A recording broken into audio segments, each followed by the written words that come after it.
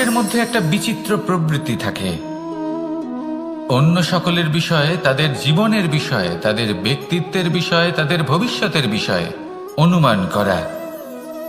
এটা হলো অনুচিত। কারোর অতীতকালকে দেখে লোকে ভবিষ্যৎ বলে দিতে পারেন, বর্তমানকে দেখে ভবিষ্যতের বিষয়ে অনুমান করে ফেলেন। উদাহরণ দিতে হলে বলবো, কোনো দাসকে দেখুন, ওকে দেখে লোকে বলে যে ওর ভবিষ্যৎ সেটাই হতে পারে, অনুমান করে ফেলেন। আর এই রাজাকে দেখুন, উনি তো কত সুখী হবেন, উনি তো জগতের সব থেকে অধিক সুখী মানুষ, কত সুখ সুবিধা আছে ওনার কাছে, ধারণা করে ফেলেন। তবে সত্য তো এটাই যে কারোর ব্যক্তিত্বের বিষয়ে, তাদের ভবিষ্যতের বিষয়ে আপনি পূর্ণ সত্য কখনোই বলতে পারবেন না, শুধু অনুমান করতে পারবেন। আর এই অনুমান করে সত্যি কোনো লাভ হয় না, কারণ এই কাল সেটা হলো অত্যন্ত শক্তিশালী। কালো থেকে কালোতর কয়লাকেও হিরেতে পরিণত করতে পারে, অনেক বড় বড় রাজাকেও বিদূষক বানিয়ে ফেলতে পারে এক মুহূর্তেই। তাহলে আপনি অনুমান করে কি লাভ? কি পেলেন অনুমান করে? সেই জন্য কারোর বিষয়ে কোনো অনুমান করবেন না, তার ভবিষ্যতের বিষয়ে অনুমান করতে যাবেন না, কারোর বিষয়ে কোনো ধারণা করে নেবেন না। কিছু করতে হলে ভালোবাসুন, সবার মধ্যে ভালোবাসা ছড়ান, সবার মধ্যে ধন্যাত্মক ভাব ছড়ান। এই মন প্রসন্ন হয়ে বলবে, রাধা রাধা।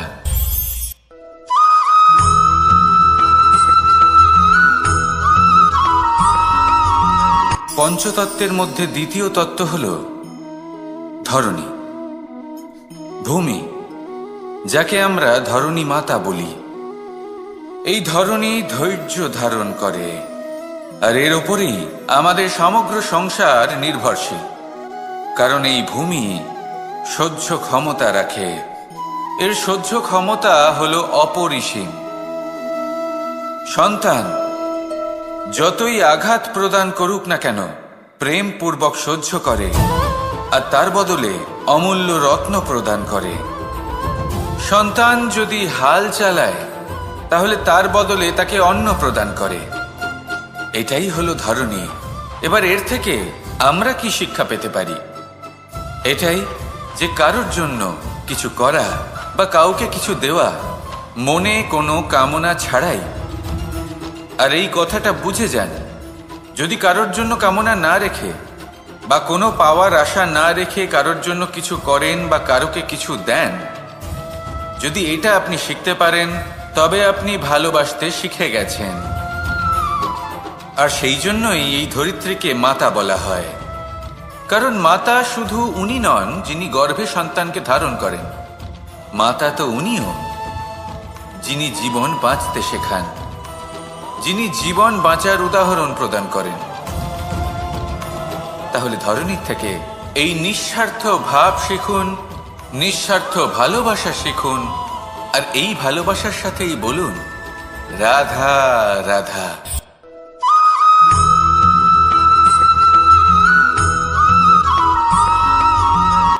সংসারে আমাদের জীবনে যখন কোনো সুখ বা দুঃখ আসে, তার জন্য আমরা কাউকে না কাউকে অবশ্যই দায়ী করে থাকি, তাই না? এই ব্যক্তি আমাদের সাথে এরকম কাজ করেছেন, তাই আমার সাথে এমন হলো। ওই ব্যক্তি যদি এমনটা না করতেন, তাহলে আজ আমি ওই স্থানে পৌঁছতে পারতাম। সবই আপনার দৃষ্টিভঙ্গির ওপর নির্ভরশীল। আর যদি আপনার দৃষ্টিভঙ্গি এমন হয়, তাহলে তা অনুচিত। সত্যি কথা বলতে, এই সংসারে ভিন্ন ভিন্ন ধরনের মানুষ আছে। এটা আপনার উপর নির্ভর করছে কিভাবে তাদের স্বাগত জানাবেন। একবার ভাবুন, আমি আমার দুটো হাত সামনে নিয়ে এলাম, দুটো মুঠো খুলে দিলাম। দুই প্রকারের মানুষ আসবেন, কিছু না কিছু দিয়ে যাবেন। এই মুঠো যদি আমি বন্ধ করে দিই, তাহলে না কেউ আমাকে কিছু দিতে পারবে, না আমার কিছু যাবে আসবে। নিশ্চয়ই বুঝতে পারছেন এই দুই ধরনের ব্যক্তি কারা এবং তারা কি দিয়ে যান। আমি যদি নিজের মুঠো খুলে দিই, তাহলে কিছু ভালো মানুষ আসবেন, আমাকে আনন্দ, সন্তুষ্টি, জ্ঞান প্রদান করে যাবেন, ভালো অভিজ্ঞতা দিয়ে যাবেন। কোনো খারাপ ব্যক্তি যদি আসেন, তাহলে তিনিও খারাপ অভিজ্ঞতা দেবেন, যার থেকে আমি শিক্ষা লাভ করব। এই সব কিছু আমি লাভ করতে পারি। মুঠো যদি বন্ধ করে রাখি, তাহলে আমি কিছুই পাবো না। দেখুন, এই সংসারে প্রত্যেকের জীবন এইরকম। প্রত্যেকের জীবনে সবকিছুই আছে, ভালো খারাপ দুই মানুষই আছে, ভালো অভিজ্ঞতা আছে, খারাপ অভিজ্ঞতা আছে। নির্ভর করছে আপনার উপর যে আপনি কি করবেন, এনাদের স্বাগত কিভাবে জানাবেন, কার থেকে কি বুঝবেন, কি শিখতে পারবেন, আর কোন দৃষ্টিভঙ্গি নিয়ে অগ্রসর হবেন। এটাই নির্ধারণ করবে যে আপনার জীবন কেমন হবে। আসুন আমার সাথে ভালোবেসে বলুন, রাধা রাধা।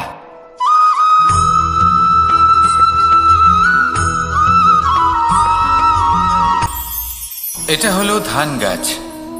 এর থেকে যে চাল উৎপন্ন হয় তা মানুষ গ্রহণ করেন। আর এটা কি? এ হলো জংলি ঘাস। একবার ভেবে দেখুন, যদি এই জংলি ঘাস ধান গাছের আশেপাশে থাকে তাহলে কি হবে? ধান উৎপন্ন হতে পারবে? তা উৎকৃষ্ট হতে পারবে? আমরা কি তা গ্রহণ করতে পারবো? কখনোই নয়। এই জংলি ঘাস ধানকে নষ্ট করে দেবে, কিন্তু নিজে জীবিত থাকবে। এটাই হলো আজকের শিক্ষা। এই সংসারে যদি আপনি নীতির পথে চলতে চান, উচিত কর্ম করতে চান, সংসারকে সেবা করতে চান, তাহলে জংলি ঘাসের মতো ব্যক্তিদের থেকে সবসময় দূরে থাকতে হবে। সেই ব্যক্তি যারা দুর্নীতি এবং মিথ্যা দ্বারা পরিপূর্ণ, যাদের ব্যবহার অশুভ, যাদের অনেক অশুভ গুণ রয়েছে, তারা সঠিক নয়।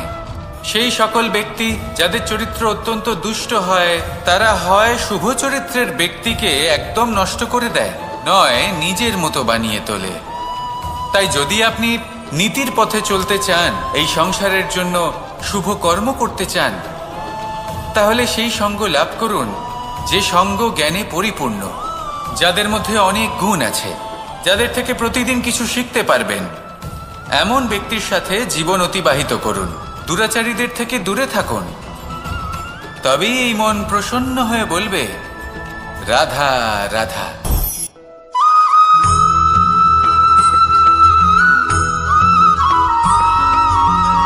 মানুষের মানসিকতা এমন হয় যে সে যতটা করে আশা করে যে তার থেকে অনেক বেশি তার বদলে সে পাবে।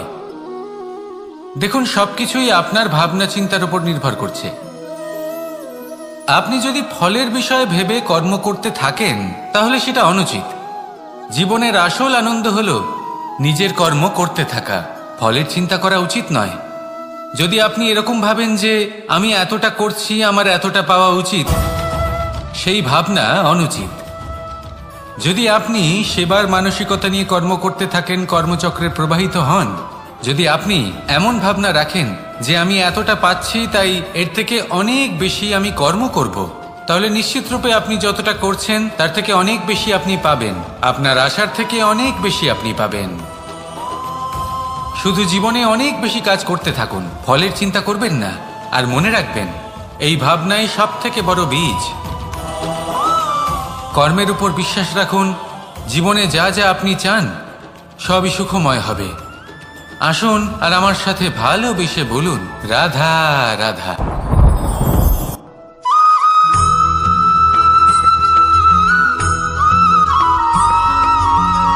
আপনি কখনো কোনো বাজকে নিজের বাসা বানাতে দেখেছেন?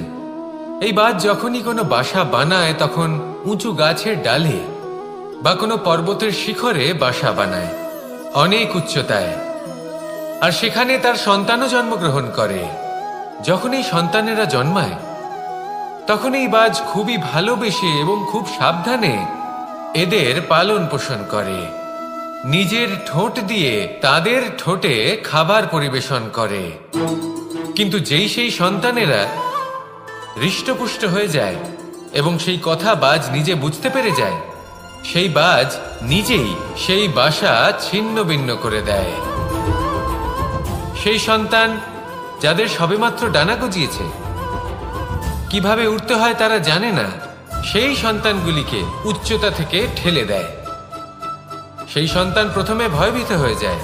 তারা সামনে মৃত্যুকে দেখতে পেয়ে ভয়ের কারণে তাদের ডানা ঝাপটাতে থাকে। আর সেই প্রক্রিয়াতেই সেই সন্তানগুলি উড়তে শুরু করে দেয়। এবার এই ঘটনায় আমরা কি শিক্ষা পেতে পারি?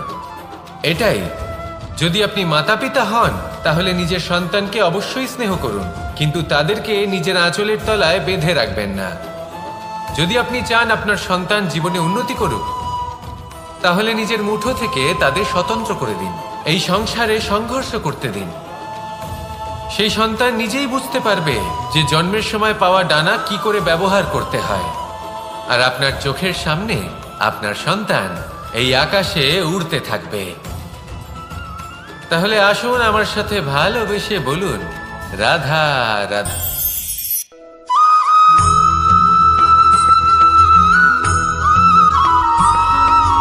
বসন্ত ঋতু, এই সময় মন আনন্দে ভরে থাকে। এমন মনে হয় যেন আমরা আকাশে বিচরণ করতে চলে যাই, কিন্তু সেটা তো সম্ভব নয়। সেই জন্য হয়তো আমরা ঘুড়ি ওড়াই, এই ঘুড়িকে নিজেদের প্রতিরূপ মনে করে। এবার অনেক মানুষ আছেন যারা ঘুড়ি ওড়ান, কিন্তু এই কর্মের সারমর্ম কি সেটা কজন বুঝতে পারেন? আপনি এটা মনে করুন যে আপনি হলেন সেই ঘুড়ি, আর এই সুতো যিনি ধরে রয়েছেন তিনি হলেন পরমাত্মা। আর এই সুতো যেখান থেকে শুরু হয় সেই লাটাই হলো আমাদের কর্মচক্র। এবার আপনি নিজেই অনুমান করুন যে এই উড়ান কার ওপর নির্ভরশীল? পরমাত্মার ওপর আর আপনার কর্মের ওপর।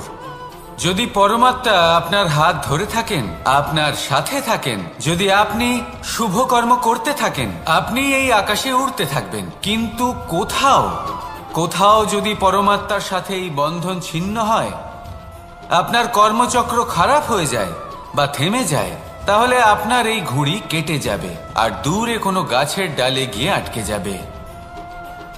তাই শুধুমাত্র ঘুড়ি ওড়াবেন না, তার থেকে শিখুন, পরমাত্মার সাহচর্যে থাকুন, সবসময় শুভ কর্ম করতে থাকুন আর সবসময় এই আকাশে উড়তে থাকুন।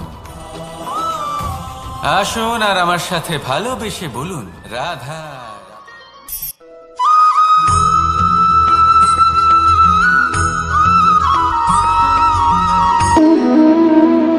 সম্পর্ক হলো আমাদের জীবনের একটি আধার। কিছু সম্পর্ক এমন যে আমরা জন্মসূত্রে লাভ করি, যেমন পরিবার, মা, বাবা। কিছু সম্পর্ক আছে যে আমরা জীবনে অর্জন করে থাকি, তা সে প্রেমের হোক, স্নেহের হোক বা বন্ধুত্বের। এই সকল সম্পর্ক লাভ করার বা গড়ে তোলার 5টি ধাপ রয়েছে। প্রথম ধাপ, কোনো ব্যক্তির সাথে আলাপ হওয়া, তার সাথে কথা বলা বা তাকে দেখা। দ্বিতীয় ধাপ, সে ব্যক্তিকে আমাদের ভালো লাগা। তৃতীয় ধাপ,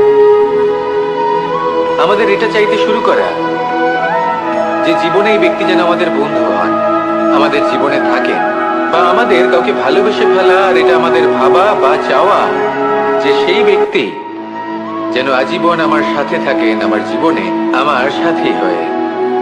চতুর্থ ধাপ, লাভ করা। এবার এই ধাপটি অনেক মানুষের পক্ষেই খুবই সরল হয়, বড়ই সরলভাবে নিজেদের সঙ্গীকে লাভ করে থাকে। কিছু মানুষের জন্য এই ধাপ অত্যন্ত কঠিন হয়ে থাকে। অনেক প্রতিকূল পরিস্থিতির উপর জয়লাভ করে তারা সঙ্গীকে লাভ করেন, কিন্তু লাভ অবশ্যই করেন। এরপরে আসে পঞ্চম, অন্তিম এবং সব থেকে গুরুত্বপূর্ণ ধাপ। সেটা হলো সেই সম্পর্ক পালন করা। এটা হলো এমন এক বিষয় যা প্রত্যেক মানুষের শেখা উচিত। যদি ব্যক্তি নিজের জীবনে সম্পর্ক রক্ষা করতে শিখে যান, তবে প্রত্যেক সম্পর্ক তার জীবনকে স্বর্গ করে তুলবে। আসুন আর আমার সাথে ভালোবেসে বলুন, রাধা রাধা।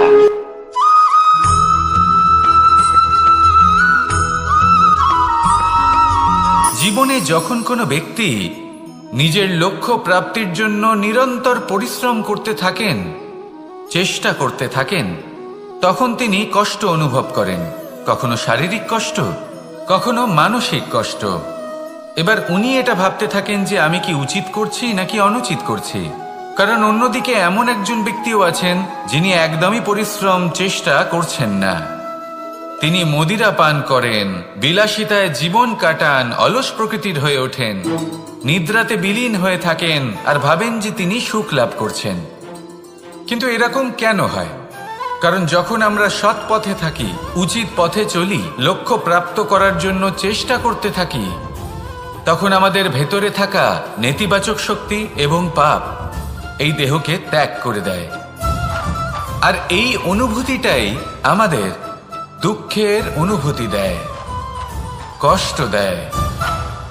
এবার সেখানে যদি আমরা কুপথে চলি, অনুচিত পথে চলতে থাকি, তাহলে আমাদের ভেতরে থাকা পুণ্য এবং ধনাত্মক শক্তি আমাদের দেহ ত্যাগ করে দেয়।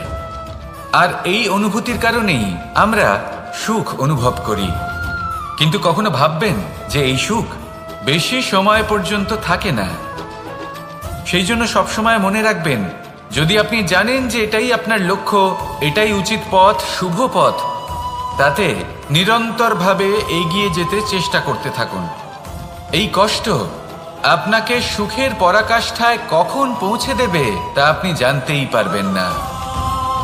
আসুন আমার সাথে ভালোবেসে বলুন, রাধা রাধা।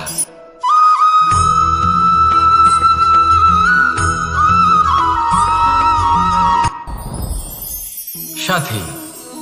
সাথী এই শব্দটির ব্যাখ্যা কে কিভাবে করে? মিত্র, সখা, বন্ধু। কিন্তু অর্থ একটাই, তিনি যিনি আপনার সঙ্গী হন আর তিনি যার সাথী আপনি হন।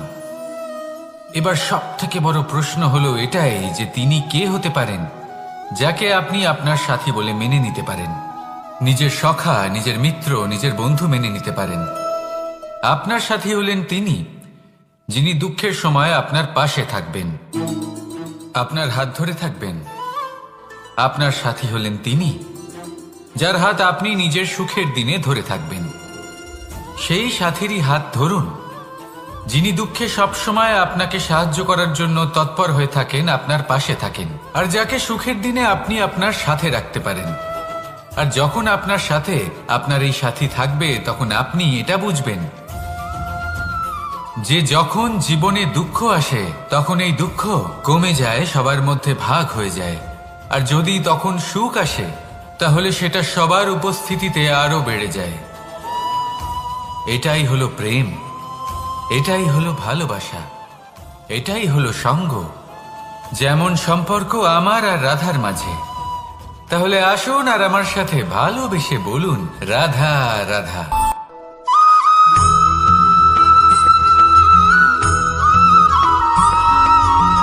এই সংসারে প্রত্যেক মানুষ এটাই চান যে তিনি যেন ধনবান হন, আর্থিক অবস্থা তার ভালো থাকে, ওনার বাড়িতে লক্ষ্মীর আগমন হয়। কিন্তু সেটা হবে কি করে, সেটাই হলো প্রশ্ন। কেউ বলেন যে যদি পরিশ্রম করো তাহলে ধন অর্জন সম্ভব, কেউ বলেন যে যদি বিদ্যা লাভ হয় তবেই ধন অর্জন সম্ভব, কেউ বলেন যে যদি বলশালী হও তবেই সম্পন্ন থাকবে।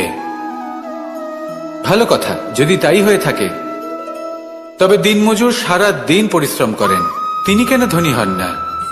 অনেকজন বিদ্বান মানুষ আছেন এই সংসারে, তারা কেন ধনবান হন না? অনেক সংখ্যক বলশালী ব্যক্তি আছেন, তাদের কাছে ধন নেই কেন? তাদের কেন ধনের অভাব হয়? আবার এমনও কিছু মানুষ আছেন যারা পরিশ্রম করেন, তারা দিনমজুর, কিন্তু তারা ধন অর্জন করতে পারেন। কিছু বিদ্বান ব্যক্তি আছেন যাদের কাছে অধিক মাত্রায় ধন রয়েছে। কয়েকজন বলশালী ব্যক্তি রয়েছেন যাদের কাছে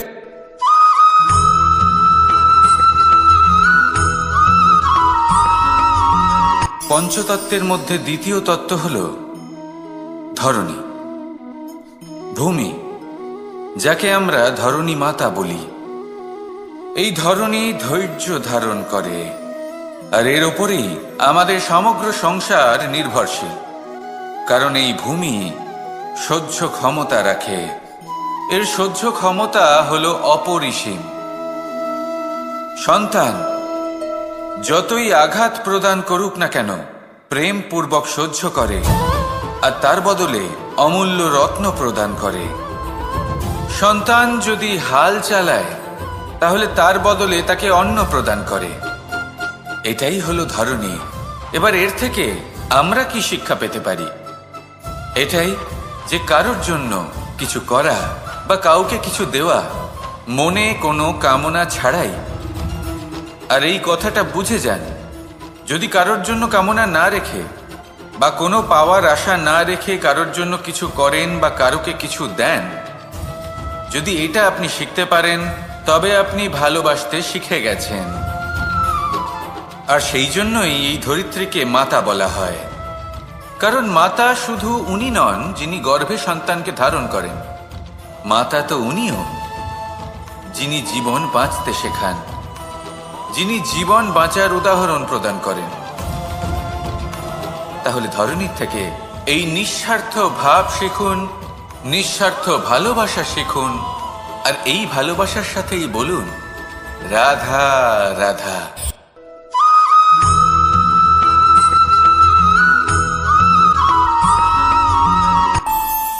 আমাদের মনে যখন কোনো প্রশ্ন ওঠে, কোনো দ্বন্দ্ব জাগে, তখন আমরা যাই আমাদের গুরুর কাছে, আমাদের আরাধ্যের কাছে গিয়ে জিজ্ঞেস করি। এইভাবেই একদিন আমি পৌঁছলাম আমার আরাধ্যের কাছে, আমার মহাদেবের কাছে, আর ওনাকে প্রশ্ন করলাম যে মহাদেব, জীবনে আনন্দ পাওয়ার, উৎসব পালনের, প্রেম ভাগ করে নেবার, জীবনকে উপভোগ করে নেওয়ার সর্বশ্রেষ্ঠ সময় কোনটা? মহাদেব হাসলেন আর উনি বললেন, জীবনে উৎসব পালনের সব থেকে শ্রেষ্ঠ দিন হল মৃত্যুর ঠিক আগের দিনটা। প্রেম ভাগ করে নেওয়ার সব থেকে শ্রেষ্ঠ মুহূর্ত হল মৃত্যুর ঠিক আগের মুহূর্ত।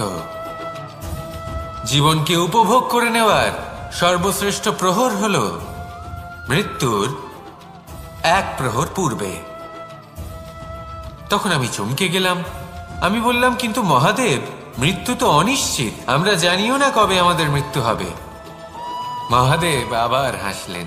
উনি বললেন যে যদি আমরা এভাবে জীবন কাটাই যে আমরা জীবনের প্রত্যেক দিন, প্রত্যেক মুহূর্ত, প্রত্যেক প্রহর শেষ বলে মনে করি, তাহলে আমাদের সমস্ত জীবন আনন্দের সাথেই অতিবাহিত হবে।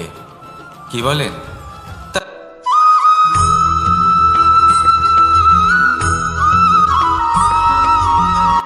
সংসারে আমাদের জীবনে যখন কোনো সুখ বা দুঃখ আসে, তার জন্য আমরা কাউকে না কাউকে অবশ্যই দায়ী করে থাকি, তাই না? এই ব্যক্তি আমাদের সাথে এরকম কাজ করেছেন, তাই আমার সাথে এমন হলো। ওই ব্যক্তি যদি এমনটা না করতেন, তাহলে আজ আমি ওই স্থানে পৌঁছতে পারতাম। সবই আপনার দৃষ্টিভঙ্গির ওপর নির্ভরশীল, আর যদি আপনার দৃষ্টিভঙ্গি এমন হয়, তাহলে তা অনুচিত। সত্যি কথা বলতে, এই সংসারে ভিন্ন ভিন্ন ধরনের মানুষ আছে। এটা আপনার উপর নির্ভর করছে কিভাবে তাদের স্বাগত জানাবেন। একবার ভাবুন, আমি আমার দুটো হাত সামনে নিয়ে এলাম, দুটো মুঠো খুলে দিলাম। দুই প্রকারের মানুষ আসবেন, কিছু না কিছু দিয়ে যাবেন। এই মুঠো যদি আমি বন্ধ করে দিই, তাহলে না কেউ আমাকে কিছু দিতে পারবে, না আমার কিছু যাবে আসবে। নিশ্চয়ই বুঝতে পারছেন এই দুই ধরনের ব্যক্তি কারা এবং তারা কি দিয়ে যান। আমি যদি নিজের মুঠো খুলে দিই, তাহলে কিছু ভালো মানুষ আসবেন, আমাকে আনন্দ, সন্তুষ্টি, জ্ঞান প্রদান করে যাবেন, ভালো অভিজ্ঞতা দিয়ে যাবেন। কোনো খারাপ ব্যক্তি যদি আসেন, তাহলে তিনিও খারাপ অভিজ্ঞতা দেবেন, যার থেকে আমি শিক্ষা লাভ করব। এই সব কিছু আমি লাভ করতে পারি। মুঠো যদি বন্ধ করে রাখি, তাহলে আমি কিছুই পাবো না। দেখুন, এই সংসারে প্রত্যেকের জীবনে এইরকম। প্রত্যেকের জীবনে সবকিছুই আছে, ভালো খারাপ দুই মানুষই আছে, ভালো অভিজ্ঞতা আছে, খারাপ অভিজ্ঞতা আছে। নির্ভর করছে আপনার উপর যে আপনি কি করবেন, এনাদের স্বাগত কিভাবে জানাবেন, কার থেকে কি বুঝবেন, কি শিখতে পারবেন, আর কোন দৃষ্টিভঙ্গি নিয়ে অগ্রসর হবেন। এটাই নির্ধারণ করবে যে আপনার জীবন কেমন হবে। আসুন আমার সাথে ভালোবেসে বলুন রাধা রাধা।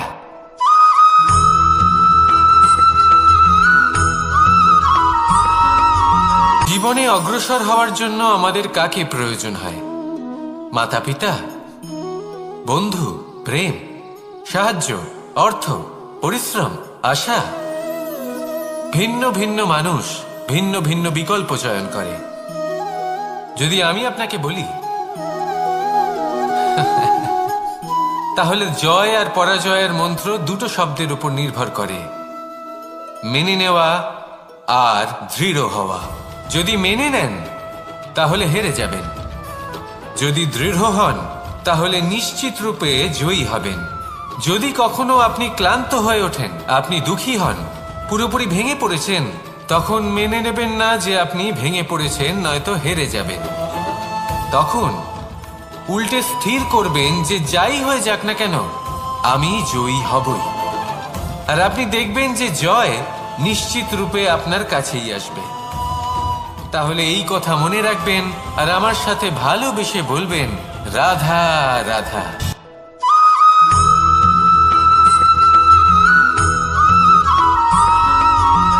ভালো, শুধু ওনাদের কঠোর ব্যবহার দেখলে আমরা একটু ভয় পেয়ে যাই। এবার ওনাদের এই কঠোর ব্যবহার আমাদের ভালো না লাগলেও অত্যন্ত আবশ্যক, কারণ মাতার থেকে আমরা যে শক্তি লাভ করি তা যেন নিয়ন্ত্রণ হারিয়ে বিধ্বংসী না হয়ে ওঠে। আমরা যেন কোনো কুপথে না চলে যাই, আমরা কখনো যেন দোষ না করে ফেলি।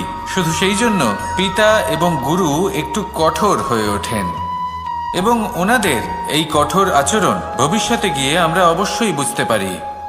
জীবনে কিছু বছর আমরা এগিয়ে যাই আর তারপর আমরা বুঝতে পারি যে বাবা এবং গুরু আমাদের যথেষ্ট ভালোবাসতেন, কিন্তু ওনাদের ভালোবাসার বহিঃপ্রকাশ আলাদা।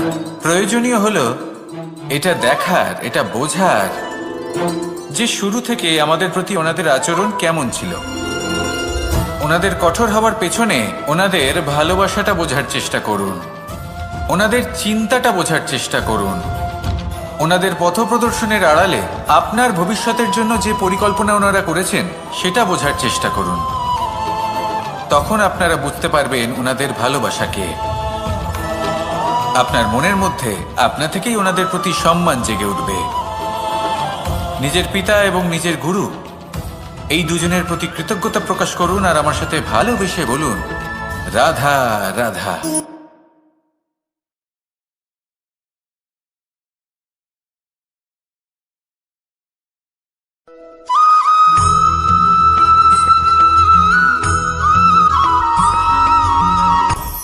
আপনি কখনো পর্বতের শিখরে উঠেছেন? আপনি দেখতে পাবেন পর্বতের পদতলে প্রচুর সুন্দর ফুল রয়েছে, সবুজ বনানী রয়েছে। যত আপনি ওপরে উঠতে থাকবেন তত ফুল কমতে থাকবে, সবুজ বনানী কমতে থাকবে। আরো কিছুটা ওপরে উঠলে কাঁটা জাতীয় গাছ দেখতে পাবেন, শুকনো গাছ দেখতে পাবেন। আরো যদি ওপরে ওঠেন তাহলে পাষাণ দেখতে পাবেন। আরো ওপরে উঠলে হিমখণ্ড দেখতে পাবেন। এই যে পর্বত, তা মনুষ্য জীবনের সবথেকে উত্তম উদাহরণ।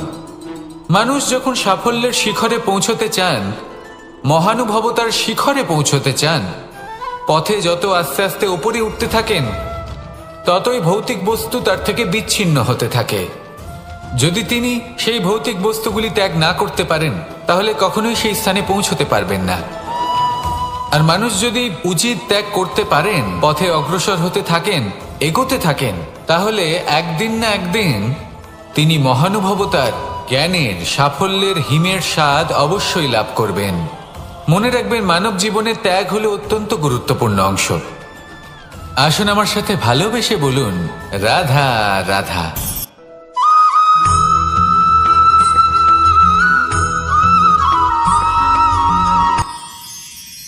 মানুষ তার জীবনে দুই ধরনের পরিস্থিতিকে খুব ভয় পায়। এক, কোনো কারণবশত কারোর সামনে নত হওয়া। দুই, কোনো কারণে নিজের চরিত্র থেকে, নিজের মূল্যবোধ থেকে বিচ্যুত হওয়া। এবার কেন হয় এরকম যে কথায় কথায় কারোর সামনে নত হতে হয়? কেন বারংবার নিজের চরিত্র থেকে চ্যুত হতে হয়? এরকম কেন হয়?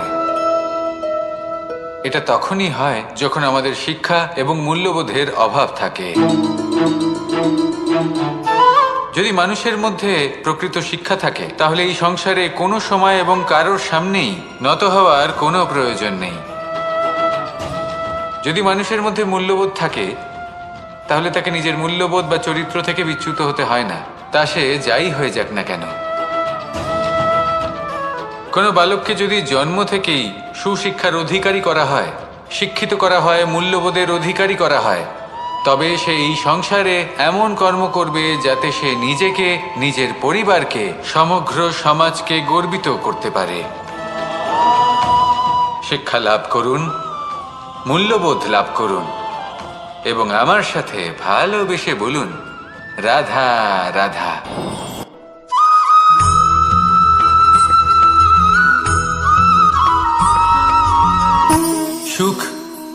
দুঃখ এবং শক্তি। এই তিন হলো এই সংসারের ত্রিদেবের মতো। আমাদের জীবনে যা কিছু ঘটছে এই তিনটির ভিত্তির উপরেই হচ্ছে। আসলে এই সংসারের একটা নিয়ম আছে, যখনই আপনি কিছু লাভ করেন এই সংসার আপনার পরীক্ষা নেয়। এটা জানার জন্য আপনার পরীক্ষা নেয় যে আপনি যা কিছুই লাভ করেছেন আপনি কি আদৌ সেটার যোগ্য কিনা। ঠিক সেইভাবেই এই সুখ, দুঃখ এবং শক্তি আপনার পরীক্ষা নিয়ে থাকে। যখন সুখ আসে তখন সে আপনার পরীক্ষা নেয় যে আপনার মধ্যে অহংবোধ জাগ্রত হয়নি তো। যদি অহংবোধ চলে আসে তাহলে সুখ সেখানেই সঙ্গ ত্যাগ করে। দুঃখ আপনার ধৈর্যের পরীক্ষা নিতে থাকে, আর যদি আপনার মধ্যে ধৈর্য না থাকে তাহলে এটা আপনাকে আরো বেশি দুঃখের গভীর অন্ধকারে ঠেলে দেবে। সেখানে শক্তি পরীক্ষা নেয় আপনার বিনম্রতার। যদি আপনি বিনম্র না হন তাহলে হয় এই শক্তি আপনার সঙ্গ ত্যাগ করবে, নয় এই শক্তি বিনম্রতার অভাবে আপনার পতনের কারণ হতে পারে। এই সংসারে যে কোনো ব্যক্তি যিনি এই পরীক্ষায় উত্তীর্ণ হয়ে থাকেন এই জীবনে তিনি সাফল্য লাভ করেন। আসুন আমার সাথে ভালোবেসে বলুন, রাধা রাধা।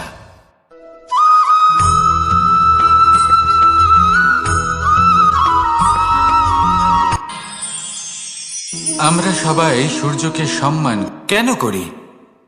কারণ আমরা জানি যে সন্ধেবেলা যখন সূর্যাস্ত হবে তখন শুধুমাত্র অন্ধকার বাকি থাকবে। ঠিক কিছুটা এরকমই হয় আমাদের মাতা পিতাও, যিনি আমাদের জন্ম দেন, আমাদের ভরণ পোষণ করেন, আমাদের বড় করেন, আমাদের প্রেম প্রদান করেন। কখনো কখনো তাদের মুখ থেকে কটু কথা নিঃসৃত হয়, আমাদের দুঃখ হয়, কিন্তু তখন আমাদের এটা বোঝা উচিত এগুলি নিঃসৃত হচ্ছে আমাদেরই মঙ্গলের জন্য।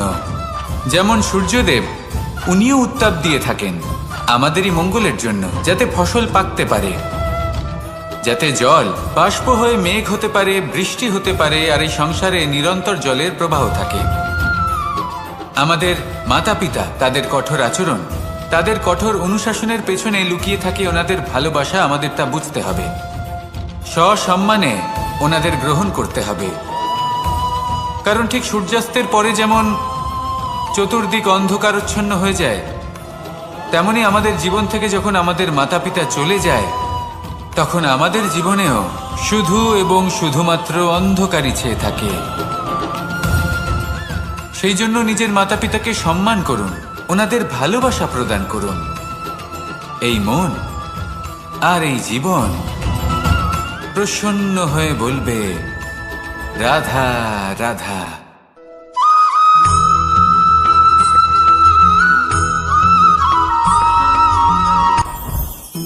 জীবনে কিছু শেখা অত্যন্ত গুরুত্বপূর্ণ। এবার কি কি শিখতে হবে সেই সব শেখানোর জন্য অনেক শিক্ষক রয়েছেন, কিন্তু কি শিখবেন না আর কি করবেন না এটা আমাদের নিজের অভিজ্ঞতা দিয়ে শিখতে হয়। কিন্তু তার মানে এটা নয় যে যদি আপনাকে শিখতে হয় যে আগুনের তাপ কতটা, আপনাকে আগুনের মধ্যে হাত দিতে হবে। না, অন্য কারোর অভিজ্ঞতা দ্বারাও শিখতে পারেন। প্রশ্ন শুধুমাত্র একটাই যে আপনি কি শিখতে চান নাকি চান না। যদি আপনি এটাই ভাবেন যে আমি শুধুই নিজের অভিজ্ঞতা দ্বারাই শিখতে চাই, তাহলে জীবনকাল ছোট মনে হবে, অনেক কিছুই শিখতে পারবেন না। তাই নিজের সাথে সাথে বড়দের অভিজ্ঞতার দ্বারাও শেখা শুরু করে দিন। এই সংসারের অভিজ্ঞতা দ্বারা শিখতে শুরু করে দিন। আর এটা নিশ্চিত রূপে শেখা আবশ্যক যে কখন কি করবেন না, কোথায় থামতে হবে আর কোথায় থামবেন না। তাহলে আসুন আর আমার সাথে ভালোবেসে বলুন, রাধা রাধা।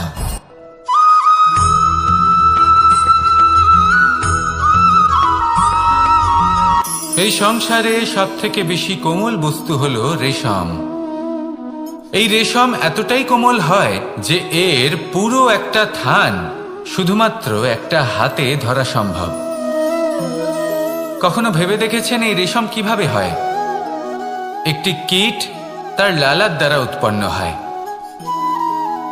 এই কীট সেই রেশমকে পাক দিতে থাকে, পাক দিতেই থাকে আর আস্তে আস্তে তার মধ্যেই জড়িয়ে পড়ে। শেষে ওর এই সুন্দর অমূল্য সৃষ্টি রেশমের এই সুতো, তার নির্মাণ কার্য পূর্ণ হয়। কিন্তু তাতেই ও নিজে বন্দী হয়ে যায়। নিজেরই মায়াজালের এই বন্দী গৃহে নিজেই ফেঁসে যায়। এবার এই সুতোকে ব্যবহারযোগ্য করে তোলার জন্য এই কীটগুলিকে এই কবচের সাথেই ফুটন্ত জলে ফেলে দেওয়া হয়। এই সংসারে যদি আমাদের স্বপ্ন এই সংসারের দুঃখ হরণ করার জন্য, এই সংসারে সুখ বিতরণ করার জন্য হয়, তবেই আমাদের প্রগতি সম্ভব। যদি আমাদের এই স্বপ্ন শুধুই আমাদের এবং আমাদের স্বার্থ সিদ্ধির জন্য হয়, তাহলে এই স্বপ্ন আমাদের অন্ধ করে দেবে, আমাদের অন্ধকারের পথে নিয়ে যাবে, আর আমরাও সেই কীটের মতো হয়ে যাব। নিজেদেরই মায়াজালে আমরা নিজেই ফেঁসে যাব। আর শেষে আমরা যদি কিছু লাভ করি, তা হবে একাকিত্ব, অন্ধকারময় মৃত্যু। তাই স্বপ্ন অবশ্যই দেখুন, কিন্তু এমনভাবে স্বপ্ন দেখবেন না যে তার এই বন্দিগৃহে আপনি নিজেই ফেঁসে গেলেন। স্বপ্ন দেখুন পরোপকারে।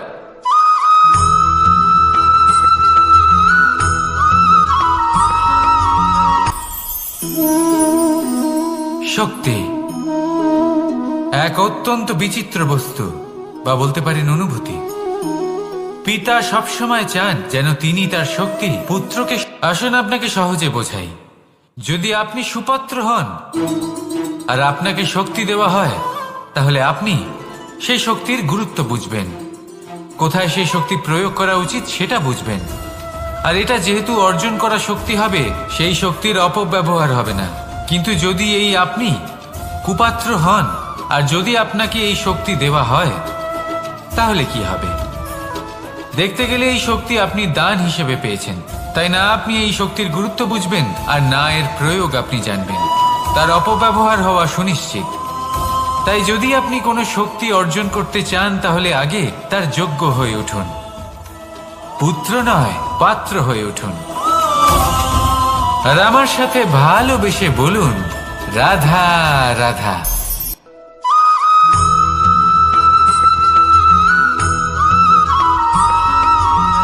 এই সংসারে প্রত্যেক মানুষ এটাই চান যে তিনি যেন ধনবান হন, আর্থিক অবস্থা তার ভালো থাকে, ওনার বাড়িতে লক্ষ্মীর আগমন হয়।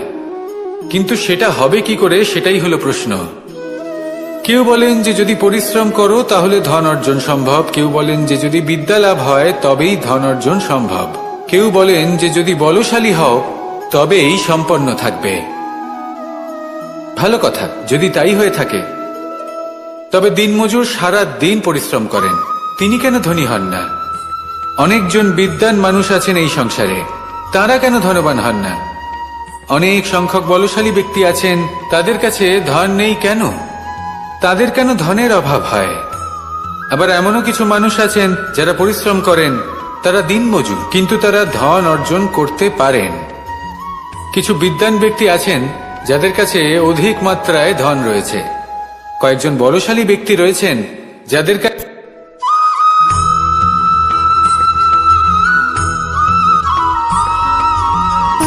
সুখ, দুঃখ এবং শক্তি, এই তিন হলো এই সংসারের ত্রিদেবের মতো। আমাদের জীবনে যা কিছু ঘটছে এই তিনটির ভিত্তির উপরেই হচ্ছে।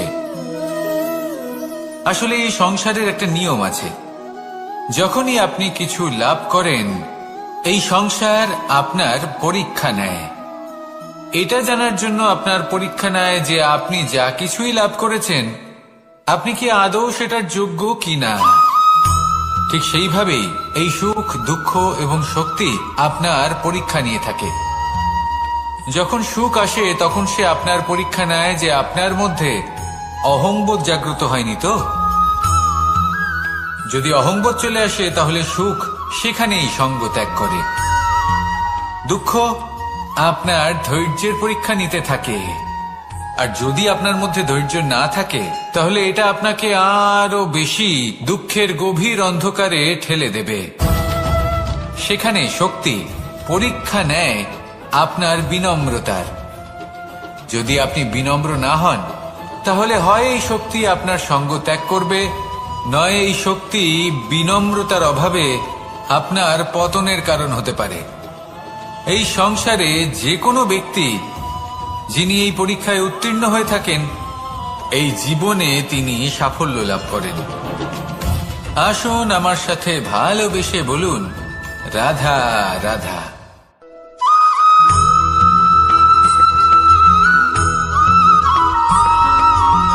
পঞ্চতত্ত্বের মধ্যে দ্বিতীয় তত্ত্ব হল ধরণী, ভূমি, যাকে আমরা ধরণী মাতা বলি। এই ধরণী ধৈর্য ধারণ করে, আর এর উপরেই আমাদের সমগ্র সংসার নির্ভরশীল। কারণ এই ভূমি সহ্য ক্ষমতা রাখে, এর সহ্য ক্ষমতা হল অপরিসীম। সন্তান যতই আঘাত প্রদান করুক না কেন, প্রেম পূর্বক সহ্য করে, আর তার বদলে অমূল্য রত্ন প্রদান করে। সন্তান যদি হাল চালায়, তাহলে তার বদলে তাকে অন্ন প্রদান করে। এটাই হলো ধরণী। এবার এর থেকে আমরা কি শিক্ষা পেতে পারি? এটাই যে কারোর জন্য কিছু করা বা কাউকে কিছু দেওয়া মনে কোনো কামনা ছাড়াই। আর এই কথাটা বুঝে যান, যদি কারোর জন্য কামনা না রেখে বা কোনো পাওয়ার আশা না রেখে কারোর জন্য কিছু করেন বা কারোকে কিছু দেন, যদি এটা আপনি শিখতে পারেন, তবে আপনি ভালোবাসতে শিখে গেছেন। আর সেই জন্যই এই ধরিত্রীকে মাতা বলা হয়। কারণ মাতা শুধু উনি নন যিনি গর্ভে সন্তানকে ধারণ করেন, মাতা তো উনিও যিনি জীবন বাঁচতে শেখান, যিনি জীবন বাঁচার উদাহরণ প্রদান করেন। তাহলে ধরণীর থেকে এই নিঃস্বার্থ ভাব শিখুন, নিঃস্বার্থ ভালোবাসা শিখুন, আর এই ভালোবাসার সাথেই বলুন, রাধা রাধা।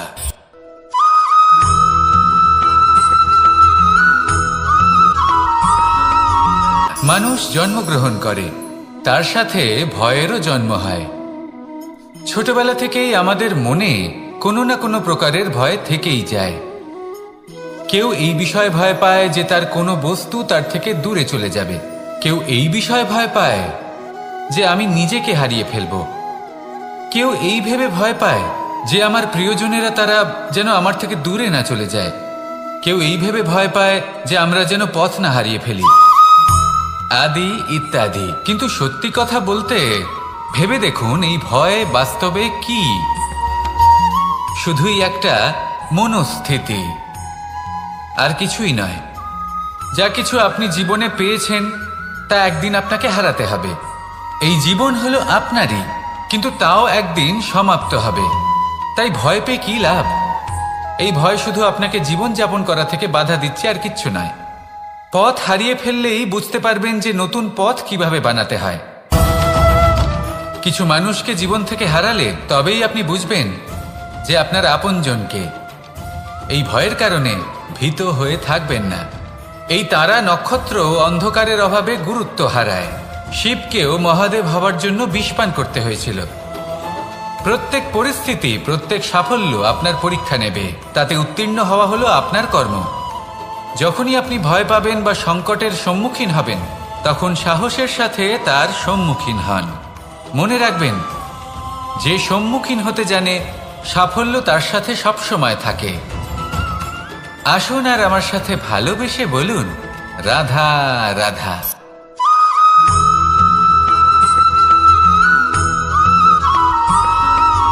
জীবনে অগ্রসর হওয়ার জন্য আমাদের কাকে প্রয়োজন হয়?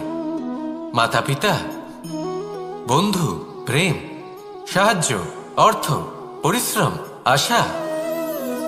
ভিন্ন ভিন্ন মানুষ ভিন্ন ভিন্ন বিকল্প চয়ন করে। যদি আমি আপনাকে বলি, তাহলে জয় আর পরাজয়ের মন্ত্র দুটো শব্দের উপর নির্ভর করে, মেনে নেওয়া আর দৃঢ় হওয়া। যদি মেনে নেন তাহলে হেরে যাবেন, যদি দৃঢ় হন তাহলে নিশ্চিত রূপে জয়ী হবেন। যদি কখনো আপনি ক্লান্ত হয়ে ওঠেন, আপনি দুঃখী হন, পুরোপুরি ভেঙে পড়েছেন, তখন মেনে নেবেন না যে আপনি ভেঙে পড়েছেন, নয়তো হেরে যাবেন। তখন উল্টে স্থির করবেন যে যাই হয়ে যাক না কেন আমি জয়ী হবই। আর আপনি দেখবেন যে জয় নিশ্চিত রূপে আপনার কাছেই আসবে। তাহলে এই কথা মনে রাখবেন আর আমার সাথে ভালোবেসে বলবেন, রাধা রাধা।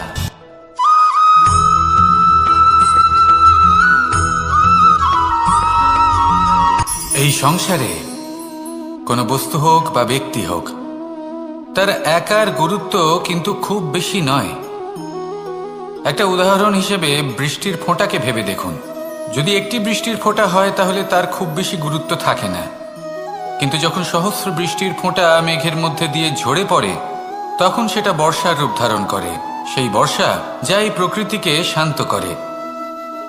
সেইভাবেই পাথরের ছোট টুকরো তার খুব বেশি গুরুত্ব থাকে না, কিন্তু যখন অসংখ্য পাথরের টুকরো একত্রিত হয় তখন তা পর্বতের আকার ধারণ করে। সেইভাবেই কিছু মানুষ যখন একত্রিত হন তখন তৈরি হয় পরিবার, কিছু পরিবার যখন একত্রিত হয় তখন তৈরি হয় সমাজ, যখন অনেক সংখ্যক সমাজ একত্রিত হয় তখন তৈরি হয় রাজ্য। এবার এই রাজ্যের সবথেকে গুরুত্বপূর্ণ ব্যক্তি হতে পারেন রাজা, কিন্তু তাও সেই রাজা একা কিছু করতে পারেন না। যুদ্ধ লড়ার সময় তারও নিজের সৈন্যদলকে প্রয়োজন পড়ে। কিন্তু এই সংসারে এমন একজন ব্যক্তি আছেন যিনি একাই সব কাজ করতে থাকেন, এবং সেই ব্যক্তি হলেন মা। আমাদের জীবনে একজন পিতার ভূমিকা কিন্তু নিঃসন্দেহে অমূল্য, কিন্তু আমাদের সকলের জীবনে যে ভূমিকা একজন মায়ের তা অন্য কারোর থাকে না। একজন মা একাই সন্তানকে বড় করতে পারেন, সংস্কারী করে তুলতে পারেন, তার জন্য পরিশ্রম করেন। আর এত কিছু কাজ করার পরেও তার কাজের জন্য তিনি প্রশংসা অবশ্য পান না। উল্টে যদি সেই সন্তান অনুচিত পথে চালিত হয়, অনুচিত কর্ম করে, তখন সেই মাকেই অপবাদের পাত্র হয়ে উঠতে হয়। আমাদের জীবনে মায়ের যোগদান কতটা সেটা বুঝুন। আপনাকে বড় করে তোলার জন্য উনি কতটা পরিশ্রম করেছেন সেটা বুঝুন। আজ থেকে, এখন থেকে, এই মুহূর্ত থেকে মাকে সম্মান করতে শিখুন। যখন সময় পাবেন, যখন সুযোগ হবে, তখন তার প্রশংসা করুন, ওনারও ভালো লাগবে। আর মায়ের এই মমতার জন্য, তার এই ভূমিকার জন্য আসুন সবাই মিলে আমরা তাকে প্রণাম করি, আর সকলে মিলে ভালোবেসে বলি, রাধা রাধা।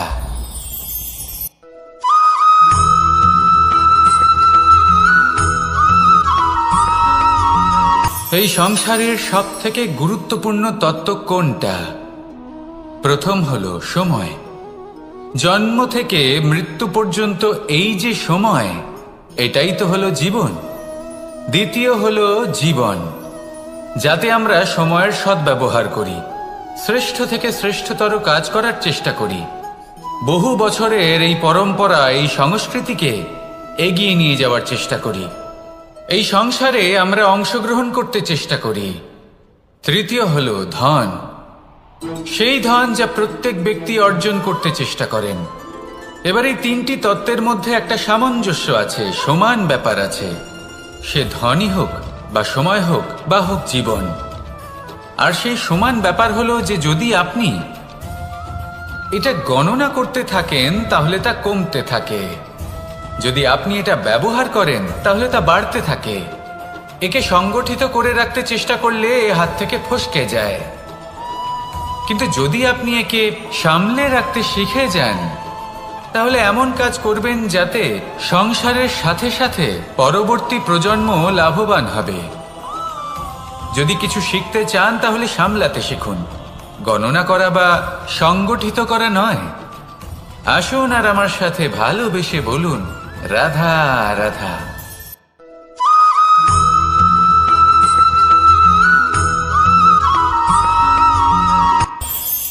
এই সংসারে আমরা প্রকাশ কোথা থেকে পাই?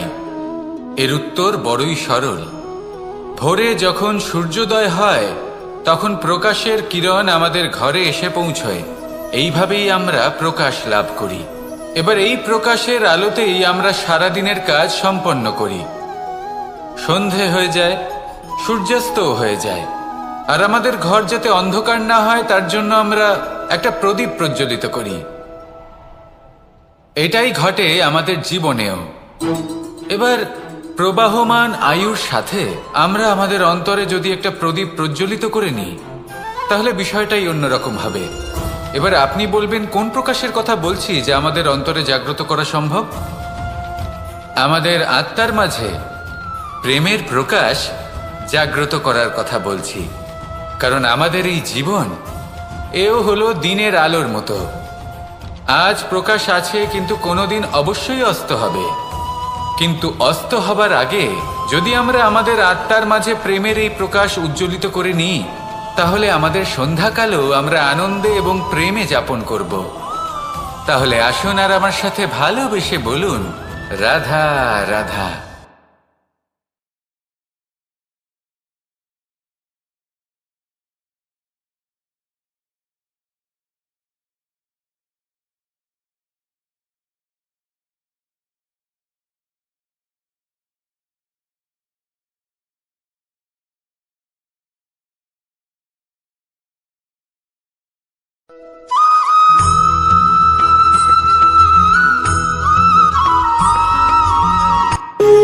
যখন মানুষের মৃত্যু হয় তখন কি হয়?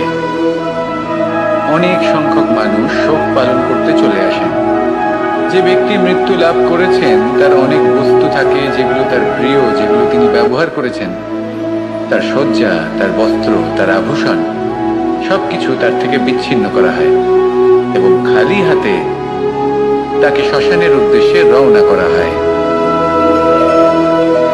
আমি আপনাকে এই প্রশ্ন করতে চাই, আপনি এই সংসারে কি অর্জন করেছেন? ধন সম্পত্তি, বস্ত্র, আভূষণ, এই সব কিছু যে আপনি অর্জন করেছেন, আপনার মৃত্যুর পরে তা আপনার থেকে দূর হয়ে যাবে। এর উত্তর হলো একটাই, আপনার কর্ম। শুধু সেটাই আছে যা একান্ত আপনার, আর শুধু সেটাই এই সংসার থেকে চলে যাওয়ার পরেও সংসারেই জীবিত থাকবে। যদি আপনি দুষ্কর্ম করেন, তাহলে এই সংসার আপনাকে একটি অনুচিত উদাহরণ হিসেবে মনে রাখবে যে এই ব্যক্তি খুব পাপী ছিল, অনুচিত কর্ম করতেন। যে পথে তিনি চলেছেন সেই পথে কারোর চলা উচিত নয়। সেখানেই যদি আপনি সৎকর্ম করেন, তাহলে সংসার চিরকাল এটাই বলবে যে খুব ভালো মানুষ ছিলেন, সবাইকে ভালোবাসতেন, সবাইকে সাহায্য করতেন, আমার খুব প্রিয় মানুষ ছিলেন। এটাই হলো শ্রেষ্ঠ কর্ম। সেই জন্য জীবনে শুধুমাত্র ধন সম্পত্তি, আভূষণ এই সব অর্জন করতে গিয়ে নিজের মনোনিবেশ করবেন না। শ্রেষ্ঠ কর্ম করুন। সংসার থেকে চলে যাওয়ার পরেও এই কর্মই এই সংসারে আপনাকে জীবিত রাখবে। আসুন আমার সাথে ভালোবেসে বলুন, রাধা রাধা।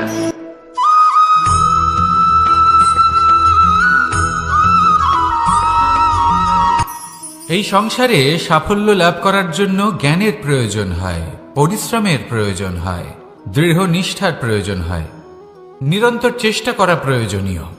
কিন্তু আরো কিছু আছে যা অত্যন্ত প্রয়োজনীয় এবং গুরুত্বপূর্ণ। তা হলো ভালো বন্ধু। তাদের থাকা অত্যন্ত প্রয়োজনীয়। যদি ভালো বন্ধু থাকে, তাহলে সময় এলে তারা ঢাল হয়ে আপনাকে সুরক্ষা করবেন। সময় এলে অস্ত্রের মতো শত্রুকে সংহারও করবেন। যদি তিনি জ্ঞানী হন, তাদের মধ্যে সদ্গুণ থাকে, তাহলে এই সব গুণ আপনার মধ্যেও প্রবেশ করবে। তাহলে সাফল্যের জন্য ভালো বন্ধু পাওয়া অত্যন্ত প্রয়োজনীয়। কিন্তু শুধু বন্ধু কেন, ভালো শত্রুও থাকা প্রয়োজনীয়। এবার আপনি ভাববেন, আমি কি বললাম? যদি আপনার জীবনেও ভালো অর্থাৎ শক্তিশালী শত্রু থাকে, তাহলে আপনিও শক্তিশালী হতে থাকবেন। এই শত্রু আপনাকে প্রেরিত করবে আরো বেশি শক্তিশালী হয়ে ওঠার। কখনো কোনো হরিণকে দেখুন, তীব্র গতিতে দৌড়তে থাকে। কেন তীব্র গতিতে দৌড়য়? এই কারণে নয় যে কোথাও তার জন্য মধুর ঘাস অপেক্ষা করে রয়েছে, না। সে এই কারণে তীব্র গতিতে দৌড়য় কারণ সেটা না করলে তার পেছনে একটি সিংহ আছে যে ওকে নিজের ভোজন করে ফেলবে। তাই জীবনে বিপদ, সংকট এই সব কিছুও হলো অত্যন্ত গুরুত্বপূর্ণ। তার সম্মুখীন হতে শিখুন আর আমার সাথে ভালোবেসে বলুন, রাধা রাধা।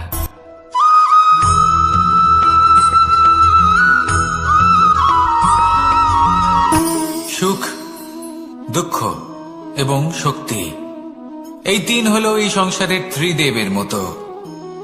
আমাদের জীবনে যা কিছু ঘটছে এই তিনটির ভিত্তির উপরেই হচ্ছে। আসলে এই সংসারের একটা নিয়ম আছে, যখনই আপনি কিছু লাভ করেন এই সংসার আপনার পরীক্ষা নেয়। এটা জানার জন্য আপনার পরীক্ষা নেয় যে আপনি যা কিছুই লাভ করেছেন আপনি কি আদৌ সেটার যোগ্য কিনা। ঠিক সেইভাবেই এই সুখ, দুঃখ এবং শক্তি আপনার পরীক্ষা নিয়ে থাকে।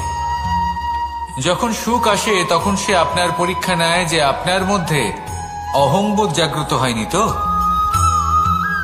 যদি অহংবোধ চলে আসে তাহলে সুখ সেখানেই সঙ্গ ত্যাগ করে। দুঃখ আপনার ধৈর্যের পরীক্ষা নিতে থাকে, আর যদি আপনার মধ্যে ধৈর্য না থাকে তাহলে এটা আপনাকে আরো বেশি দুঃখের গভীর অন্ধকারে ঠেলে দেবে। সেখানে শক্তি পরীক্ষা নেয় আপনার বিনম্রতার। যদি আপনি বিনম্র না হন তাহলে হয় এই শক্তি আপনার সঙ্গ ত্যাগ করবে, নয় এই শক্তি বিনম্রতার অভাবে আপনার পতনের কারণ হতে পারে। এই সংসারে যে কোনো ব্যক্তি যিনি এই পরীক্ষায় উত্তীর্ণ হয়ে থাকেন এই জীবনে তিনি সাফল্য লাভ করেন। আসুন আমার সাথে ভালোবেসে বলুন, রাধা রাধা।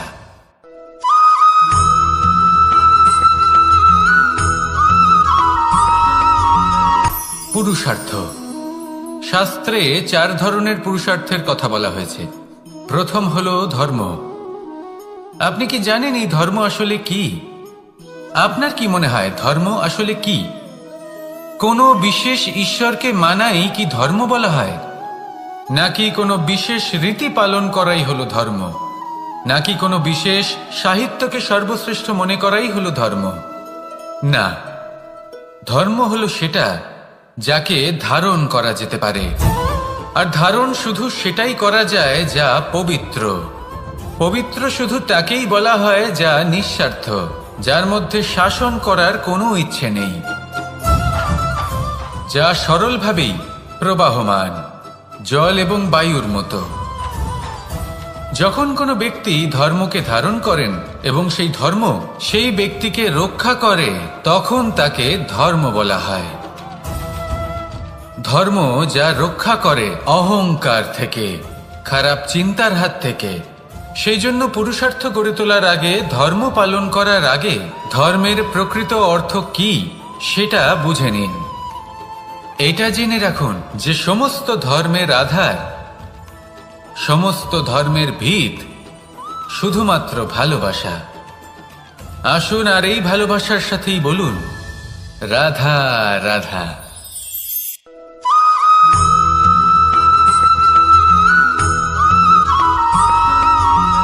এই সংসারে সবথেকে বেশি কোমল বস্তু হলো রেশম।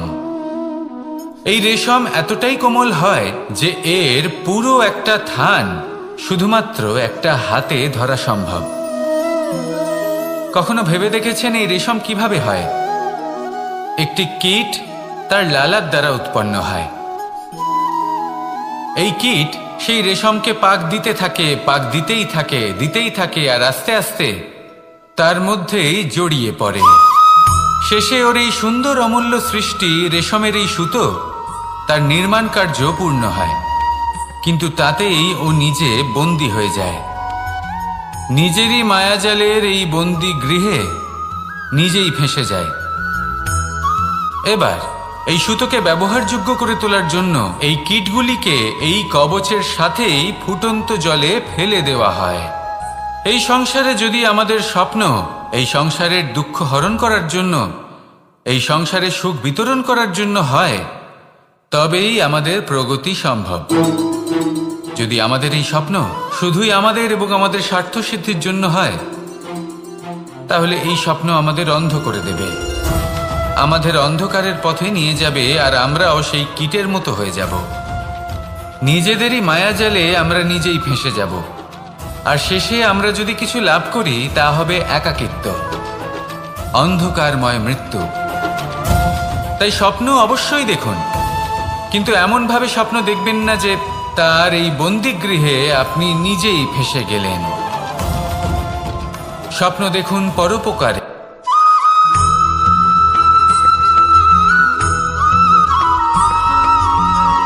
কেউ বলে জীবন খুব ক্ষণস্থায়ী, কেউ বলে জীবন হলো একটা সুন্দর স্বপ্নের মতো, আবার কেউ বলবে জীবন হলো এক কঠোর সত্য। কিন্তু জীবন আসলে কি? জীবন হলো আপনারই প্রতিবিম্ব, একটা দর্পণ। অর্থাৎ আপনি জীবনকে সেইভাবেই পাবেন যেরকম আপনি নিজেকে প্রতিপন্ন করবেন। যদি আপনি দর্পণের দিকে তাকিয়ে হাসেন, তাহলে আপনি সামনে হাসি মুখী দেখতে পাবেন। এবার যদি আপনি গম্ভীর হয়ে থাকেন, তাহলে আপনি একজন রুষ্ট ব্যক্তি দেখতে পাবেন। শেষে সবথেকে বেশি গুরুত্বপূর্ণ হলো আপনার চেষ্টা। আপনাকে সবসময় চেষ্টা করতে হবে যাতে আপনি নিজেকে প্রসন্ন এবং ইতিবাচক মনোভাবে রাখেন। এটা হলো আপনারই উত্তরদায়িত্ব, তাকে পালন করুন। এই মনকে প্রসন্ন রাখুন, এই সংসারকে সুন্দর বলে মনে হবে। আর এই মন প্রসন্ন হয়ে বলবে, রাধা রাধা।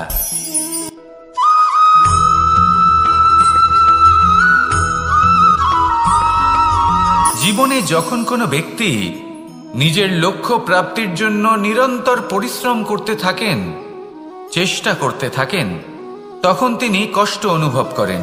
কখনো শারীরিক কষ্ট, কখনো মানসিক কষ্ট। এবার উনি এটা ভাবতে থাকেন যে আমি কি উচিত করছি নাকি অনুচিত করছি। কারণ অন্যদিকে এমন একজন ব্যক্তিও আছেন যিনি একদমই পরিশ্রম চেষ্টা করছেন না। তিনি মদিরা পান করেন, বিলাসিতায় জীবন কাটান, অলস প্রকৃতির হয়ে ওঠেন, নিদ্রাতে বিলীন হয়ে থাকেন আর ভাবেন যে তিনি সুখ লাভ করছেন। কিন্তু এরকম কেন হয়? কারণ যখন আমরা সৎ পথে থাকি, উচিত পথে চলি, লক্ষ্য প্রাপ্ত করার জন্য চেষ্টা করতে থাকি, তখন আমাদের ভেতরে থাকা নেতিবাচক শক্তি এবং পাপ এই দেহকে ত্যাগ করে দেয়। আর এই অনুভূতিটাই আমাদের দুঃখের অনুভূতি দেয়, কষ্ট দেয়। এবার সেখানে যদি আমরা কুপথে চলি, অনুচিত পথে চলতে থাকি, তাহলে আমাদের ভেতরে থাকা পুণ্য এবং ধনাত্মক শক্তি আমাদের দেহ ত্যাগ করে দেয়। আর এই অনুভূতির কারণেই আমরা সুখ অনুভব করি। কিন্তু কখনো ভাববেন যে এই সুখ বেশি সময় পর্যন্ত থাকে না। সেই জন্য সবসময় মনে রাখবেন, যদি আপনি জানেন যে এটাই আপনার লক্ষ্য, এটাই উচিত পথ, শুভ পথ, তাতে নিরন্তরভাবে এগিয়ে যেতে চেষ্টা করতে থাকুন। এই কষ্ট আপনাকে সুখের পরাকাষ্ঠায় কখন পৌঁছে দেবে তা আপনি জানতেই পারবেন না।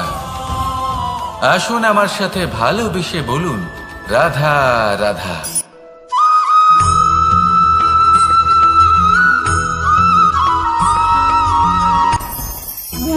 ভোজন। এবার ভোজন সংগ্রহ করার জন্য মানুষ কি না করেন, সব সময় চেষ্টা করতে থাকেন। ফসল উৎপাদনের জন্য অনেক পরিশ্রম করতে থাকেন, কিন্তু অনেক সময় অনেক পরিশ্রম করার পরেও ফসল ভালো উৎপাদন হয় না। এর কারণ কি? কারণ হলো এটাই যে আপনি পরিশ্রম হয়তো অনেক করেছেন, কিন্তু আপনার নজর তো সেই বীজের দিকে ছিলই না যা আপনি রোপণ করেছেন। সেই জন্য সব সময় কোনো বীজ রোপণ করার আগে তাকে পরখ করে দেখুন, তা অত্যন্ত আবশ্যক। আর সেইভাবেই যখনই কোনো কর্মের প্রশ্ন আসে, তাহলে সেখানে শুধুমাত্র পরিশ্রম যথেষ্ট নয়। সেই কাজের প্রতি আপনার কর্তব্য কি, আপনার উদ্দেশ্য কি, সেটা জানা হলো অত্যন্ত গুরুত্বপূর্ণ। তাই কর্ম করুন, কিন্তু সেই কর্মের প্রতি আপনার যা উদ্দেশ্য তার মাহাত্ম্য বুঝতে চেষ্টা করুন। তাহলে আসুন আমার সাথে ভালোবেসে বলুন, রাধা রাধা।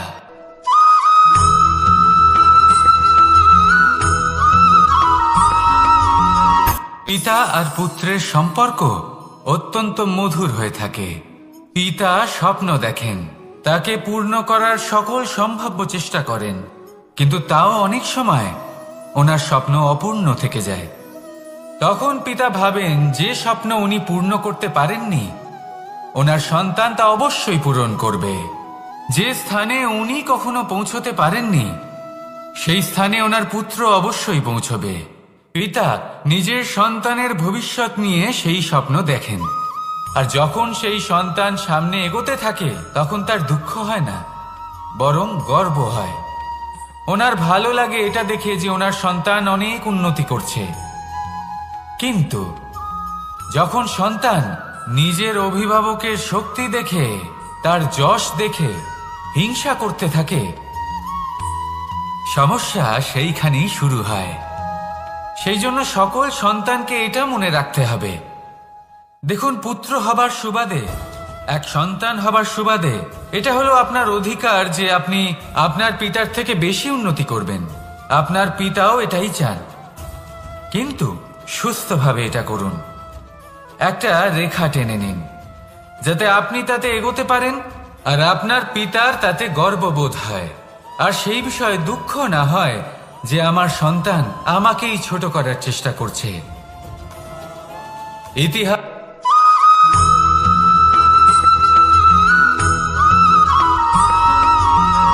যখন আমরা কোনো বনে প্রবেশ করি, তখন এই সবুজ ঘাস দেখে, এই কোমল ঘাস দেখে আমাদের মন প্রফুল্ল হয়ে ওঠে। ভিন্ন ভিন্ন প্রজাতির ফুল, ভিন্ন ভিন্ন রঙের ফুল দেখে এই মন আনন্দে ভরে ওঠে। এখানে শিশুরা আনন্দ লাভ করে, বড়রা ভোজন গ্রহণ করেন, কথাবার্তা বলেন, হাঁটাহাঁটি করে বেড়ান। এবার ভেবে দেখুন, যখন এই উপবনের নির্মাণ হয়েছিল সেই সময় যদি এই মাটিকে সঠিকভাবে খনন না করা হতো, যদি তাতে সঠিকভাবে বীজ রোপণ না করা হতো, যদি কোনো সংঘর্ষ না হতো, পরিশ্রম না করা হতো, যদি চলতে চলতে পায়ে কাঁটা না বিঁধে যেত, তাহলে এই সুন্দর বন দেখে আমরা কি এই আনন্দ লাভ করতে পারতাম? কখনোই নয়। ধরুন কোনো নদীর তটে সুন্দর একটি বন আছে, সেই বনের আনন্দ লাভ করতে গেলে আপনাকে সেই নদী পার করতেই হবে। যদি সুখের নদীর কাছে পৌঁছতে চান, তাহলে তটে যে কাঁটা রয়েছে সেগুলোর সাথে সংঘর্ষ করতেই হবে। এই সংসারে যদি আপনি সুখ লাভ করতে চান, তাহলে সুখ লাভের এই যাত্রা শুরু করতে হবে সংঘর্ষ দ্বারা। তাহলে সংঘর্ষকে স্বাগত জানান, এর পেছনেই সুখ রয়েছে যা আপনার জন্য অপেক্ষা করছে। এবার হাসুন আর আমার সাথে ভালোবেসে বলুন, রাধা।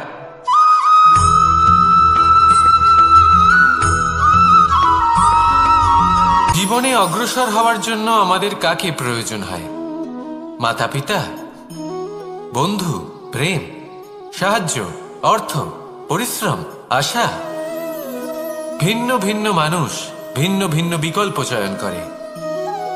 যদি আমি আপনাকে বলি, তাহলে জয় আর পরাজয়ের মন্ত্র দুটো শব্দের উপর নির্ভর করে, মেনে নেওয়া আর দৃঢ় হওয়া। যদি মেনে নেন তাহলে হেরে যাবেন, যদি দৃঢ় হন তাহলে নিশ্চিত রূপে জয়ী হবেন।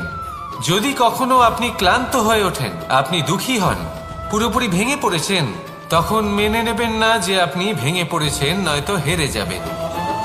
তখন উল্টে স্থির করবেন যে যাই হয়ে যাক না কেন, আমি জয়ী হবই। আর আপনি দেখবেন যে জয় নিশ্চিত রূপে আপনার কাছেই আসবে। তাহলে এই কথা মনে রাখবেন আর আমার সাথে ভালোবেসে বলবেন, রাধা রাধা।